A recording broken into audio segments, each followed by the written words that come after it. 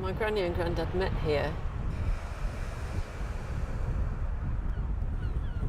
That was the start of their relationship and the start of the others of us to come. Sitting here today, definitely you feel a sadness about the place.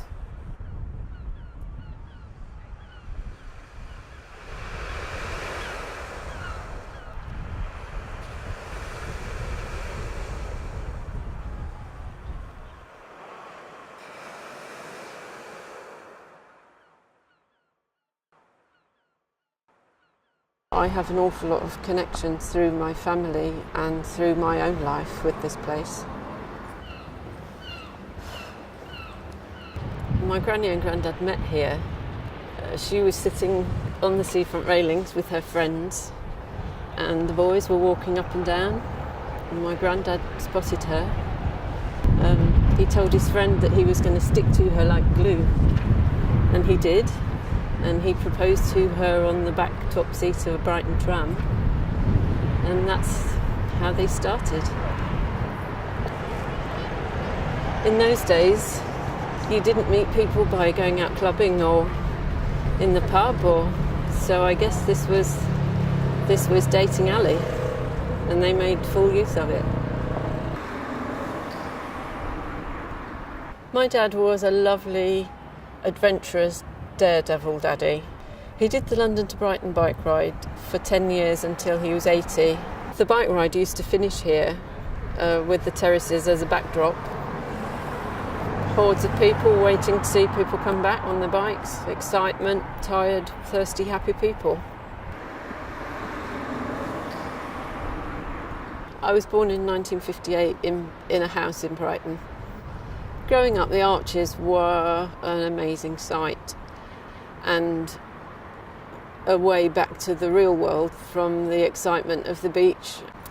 They have a unique beauty. The filigree of the ironwork makes lovely tracery patterns on the green wall. It is almost cloister-like. It's very hushed and you just feel embraced by it.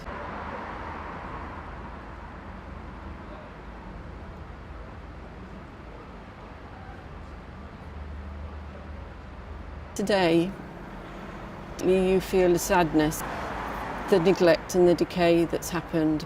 At the clean-ups, varying sizes of group of people come and they weed and they collect rubbish.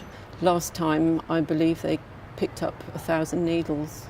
There's all sorts of things to clean up, from human debris to overgrowth of nature and stuff blown in by the wind.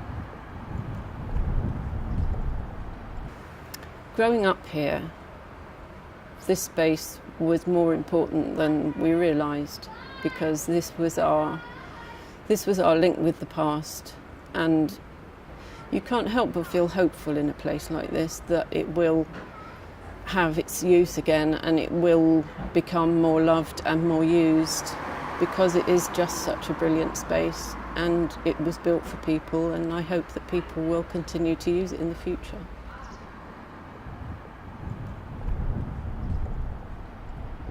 With crowdfunding, we asked if we could do that to help to raise the money to secure the first 3 arches, and that is going brilliantly.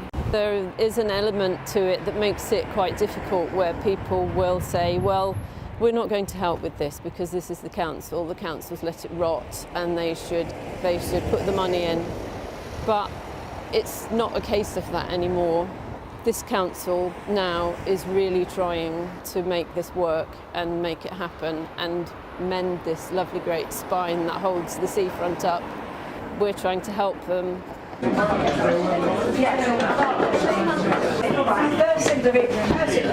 wine. As part of the crowdfunding, 3 people in particular decided to run a raffle, Jax, Derek and Rebecca. They have worked so hard behind the scenes of that, collecting prizes and going round and spreading the word, and we all have, we're a community now really. so many people have donated. It started in a small way, it snowballed. We've ended up with 600 prizes. There have been so many varied prizes, a flight, tarot readings, just so many things, it just keeps coming. It's wonderful to see so many people get together and work for a common cause and really try and really hope to do something good and get some big result from it. My hope is that sitting here today, I'm also part of its past, and that people in the future will be enjoying it because we helped it to stay standing.